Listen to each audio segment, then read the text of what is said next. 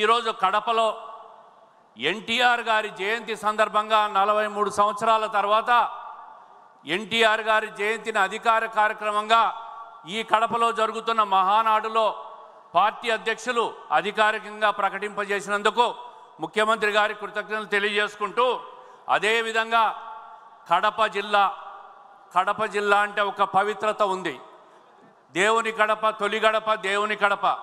తిరుమలకు పోవాలంటే ప్రతి ఒక్కరు కూడా కడప దేవుని కడపను దర్శనం చేసుకొని తిరుపతి కొండపైకి పోతారనేది చరిత్ర నుంచి వస్తున్న నానుడి.